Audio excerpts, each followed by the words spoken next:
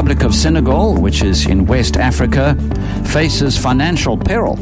And this is not a word we use lightly, following an audit that revealed that the previous administration had misreported its fiscal data, which includes government debts and fiscal deficits between 2019 and 2023. The underreporting of finances has led to the nation's debt skyrocketing to 99.7% of GDP. That's horrifying, while also triggering the suspension of the IMF's Extended Credit Facility program. Online is Dr. Paul Kariuki, Executive Director, Democracy Development Program and convener at the Africa Policy Circle. Dr. Paul Kariuki, welcome to African Mirror. Thank you so much, Shafiq, for having me on the show, and good afternoon to your listeners. Not bright news coming out from Senegal, our West African cousins at all. I mean, 99.7% of GDP in debt is a very serious number, isn't it? It's a very serious number, and I thought it's an important case study for us to focus this week, because I think there will be some few learning lessons that we need to pick up so that we can educate ourselves as a public, but also at the same time we can start calling out the importance of accurate reporting, especially in transitions of power. Let me just say that in the beginning that this is firstly a very uncomfortable position, I would imagine, for President Faye and his team for discovering a hidden debt of about $7 billion. That was not $7 billion that was not disclosed at the time he took over the reins of leading Senegal. So that's already a very bad precedent, because it means that the previous administration really didn't wish him well, and of course, by extension, the Senegalese people worldwide. However, having said that, the discovery, of course, makes it very difficult for the current administration to navigate the difficulties of complexities at the moment globally in terms of negotiating better terms of credit with Bretton Woods institutions, with IMF and World Bank, but also for attracting investors, because nobody wants to invest in a country where the risk of loss of their capital is not predictable, and there are certain levels that people or investors rather can live with. But when it gets to a place where even financial data is misreported, it affects the investor confidence, it affects the administration policy decisions, it affects, of course, international relations between one country and the other. And of course, it creates some level of economic instability in the country, because the current administration cannot be able to plan properly and budget accordingly to be able to meet the needs, especially in this country where there was hefty promises that was made by President Faye during his campaigns, and now he just realizes he cannot deliver them. What do you do with a population that is expecting answers and getting impatient by the day for not delivering on your promises? So it's a bad issue that the former administration has done to this current administration, and of course it damages the reputation of the former president. No, it certainly does, and I think it gives a whole brand new definition to the idea of what in classics they call a hospital pass. Exactly, and even worse in this scenario is to see now the kind of conundrum that the lack of disclosure, in this case the financial reporting that the former administration did, has now affected the current administration's capabilities and possibilities of now delivering on their promise. He started well, President Faye started well by creating, policy positions that would spur the growth of the country. But with the emergence of this kind of setback, it puts him on a back foot in many ways, and of course he has had an opportunity to address the nation on what needs to be done, on what he's trying to do. But of course the Senegalese are not taking that lightly and happy about, because already, like any other country on the continent, they are facing severe hardships economically with the rising cost of living, with insecurity issues around the West African region per se. And of course, the potential for protest, civic unrest within the country is getting higher and higher every day when people are not able to make a good living. They're not able to take their children to school. They can't find medicine in school, in hospitals. They're not able to trade properly and get, returns that, help them to meet their needs, even at the household level. All those conditions will make it difficult for the current administration to navigate the situation in order to deliver on their campaign promises, and which is really a very tough position to be found in as an administrator. Another question that seems to be coming up and is being asked, it seems, by a number of people, is that it's a question of technology.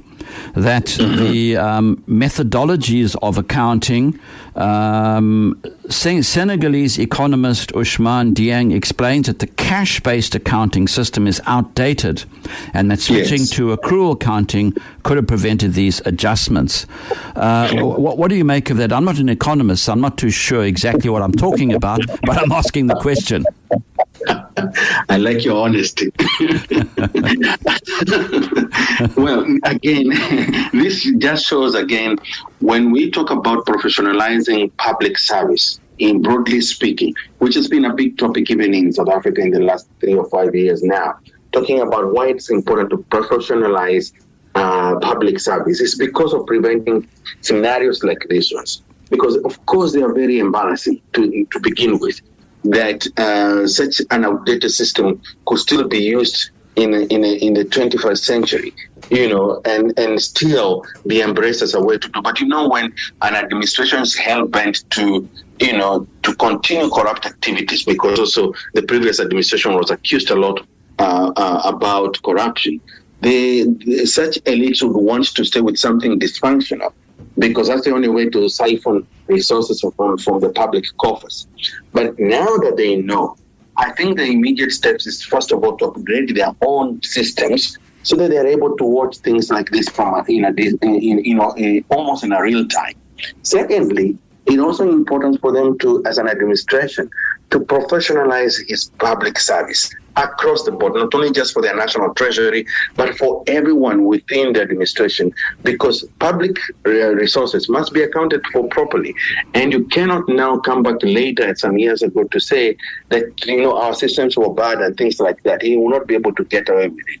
Now that he knows, there is an urgency of some sort to professionalize his team and financial systems across government, from local to provincial or and national, if they have that kind of a tied system, so that they're able to pick up things like this in advance without waiting for, embarrassing situations like they found themselves in.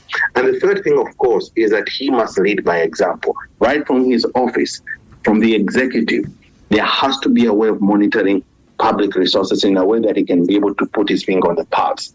This appeared to me like it was a blind spot. He didn't know. And having gone into his presidency 2 years already, it leaves a little bit, not to say there is a bit of an excuse going on there, because he should have known this and picked up from the assistants. But with an outdated system, you might give it to him that his administrators will not have been able to pick it up quickly. But be as it may, from now henceforth, there cannot be an excuse. He has to do something urgently and with no further waste of time. I'm almost wondering whether this information was withheld from the president of Senegal for as long as possible, perhaps so that the looters could carry on looting. I don't know. I'm just speculating here. That it was perhaps withheld from the president, maybe even to try and make him look bad. I don't know. Speculation. Politics are dirty, Shafiq, and that could be a very possibility. Remember, if you think about the context in which his election took place for him to get into power, it was seriously contested. He had just come out of jail. His other prime minister was still in jail at the time, and so the former administration was hell-bent to stay in power as long as it could, until that national revolt happened that forced him to get out of power. When Senegalese decided enough is enough, they got to take their country back. But so this could have been used as a weapon to frustrate the incoming administration. And I think, if I'm not mistaken, another country that experienced such misreporting was Zambia. The current administration just discovered that the former president also had quite a lot of debt that was not disclosed at the time power was being transitioned. And so it seems like politicians can use this kind of a tactic as and when they feel they want to. And I'm sure there could be other case studies across the continent where incoming administrations have reported such. I also remember in Kenya, the current administration, when it got into power 2 years ago, reported, without giving so much details, how they found the coffers were empty. Now, it could be a tool, a weapon that outgoing administrations use so that they can frustrate the incoming, administration, but also to hide, other nefarious activities they may have conducted. And of course, in the heat of the moment, they want to take away as much as possible with them without disclosing information and kind of saying, let the next administration come and deal with the problems that they'll find. Either way, it's an anti-democracy practice and should be discouraged by all well-meaning leaders of our continent. And we need to see bodies like the African Union addressing such issues, with the weight they require. Because it's one thing to speak these things at country level, but when they're brought at the authoritative level of the African Union, we might start seeing some shifts in the way administrations are dealing with their exiting, positions. Because, of course, it does not work well for the citizens at the end of the day who pay the brunt of it with increased taxes, with retrenchments, with limited economic spaces to operate entrepreneurially, and damage of reputation for countries. And, of course, the credit, the debt risk increases to the level that it can no longer be supported by international financing institutions to support economic development of the country. So it has so many ramifications, and I think for me it's important that authoritative organizations like African Union and their regional counterparts like your East African Cooperation, the ECOWAS, the SADC, they need to come strongly to their member states when such things do happen, so that it kind of starts deterring the current administrations from repeating the same mistakes. Our final point, the Senegalese economist also talks about raising the levels of financial literacy and encouraging savings in the country so Senegal can actually fund their own development. And of course, now this applies to us in South Africa, where our savings regime is extremely poor and financial literacy is also poor in our country. So I think it's a continental disease, perhaps. What do you think of that? To me, it certainly seems to be one of the actions that has to be taken in Senegal's case, financial literacy and a savings culture. It does resonate with me also, Shafiq, because it's an important discipline that all African countries need to embrace now that we're seeing geopolitical tensions affecting resource flow into the continent as far as funding aid is concerned. And it's also important to emphasize that Africa is not poor. What Africa is lacking is poor leadership.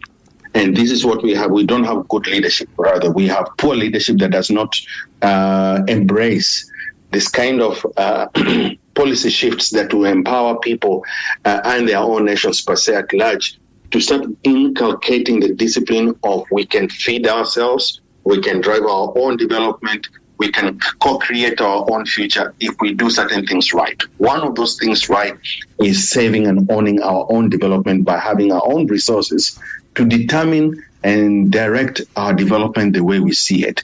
It's not good to see that so many of African countries with more than 40 years post-colonial rule are still in poor state. How do you explain that with a continent with such large arable land that is possible for exploitation?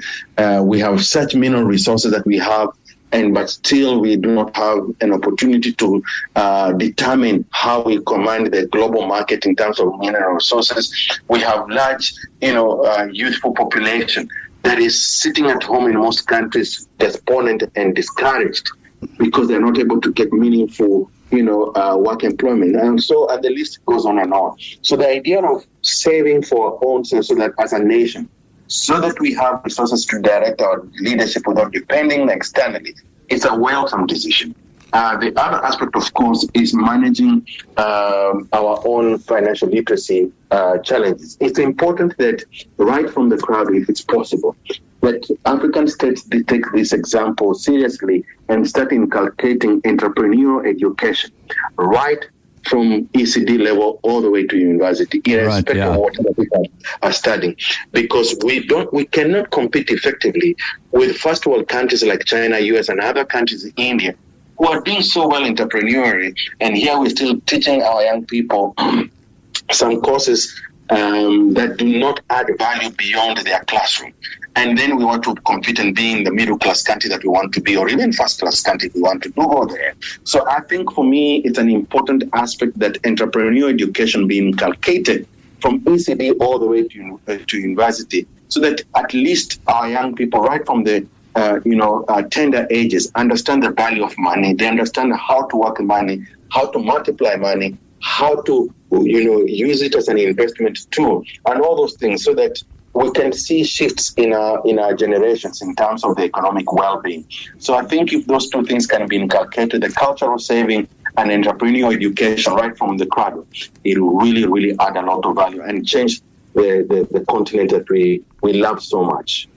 100%. And on that note, we have to leave off this week's edition of African Mirror, same time next week on Newsbeat. And we've been talking to Dr. Paul Kariuki, Executive Director, Democracy Development Program and convener at the Africa Policy Circle. Dr. Paul Kariuki, as always, it's been a great pleasure.